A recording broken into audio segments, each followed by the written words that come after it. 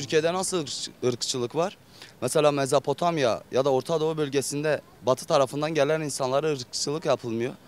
Ama doğu tarafından batı tarafına giden insan, özellikle Karadeniz bölgesi, Trabzon, Rize, Kastamonu, bu taraflarda olan ırkçılık yani hiçbir yerde yok.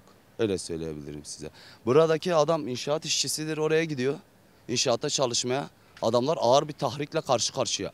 Bıçakla, sopayla kaç kere saldırdılar. Trabzon Of'ta, Kıyıcık'ta, Trabzon Meydanı'nda, Rize Çayeli'nde çok şeye şahit olduk. Irkçılığın asıl sebebi batı tarafındaki insanların zihniyetinin çok dar olması. Yani bakış açıları geniş değil. Irkçılığı yapma sebebi Güneydoğu bölgesinin batı tarafına çok farklı anlatılması.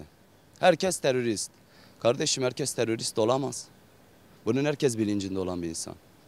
Asıl teröristin kim olduğunu da hepimiz biliyoruz. Terörist halk olamaz. Halk hiçbir zaman terörist olamaz. Terörist bu halkı yöneten, gerektiği yerde müdahale eden insanlardır. Çoğu şeye şahit olduk bu ülkede. İnsanlar neden açlıkla karşı karşıya?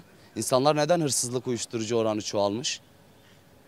Bu insanların geçim sıkıntısında. Bak, insanlar çalışmaya bile gidiyor, artık çalışamıyor, ırkçılıkla karşı karşıyalar.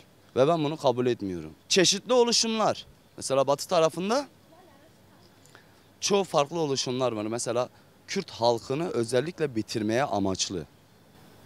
Talimat geldiği yerde zaten Kürt halkına saldırılıyor. Irkçılığın asıl temel amacı bu. İnsanlarımızın eğitimle içli dışlı olmamaları. Cahillik. Yani bu tam bir cahillik. Bunun da herkes farkında. Cahil olmayan insan ırkçılık yapamaz. Bir düşün ya, adam oradan buraya geliyor.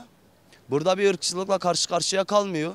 Tam tersi misafirperver bir durumla karşı karşıya.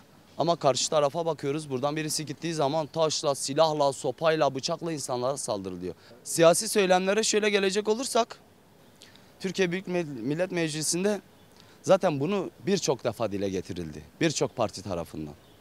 Çünkü gündeme gelmişti. Özellikle HDP tarafından, Sayın Selahattin Demirtaş daha dışarıdayken.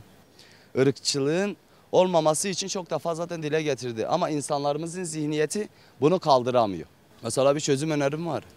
Karadeniz tarafına alsınlar, buraya göndersinler.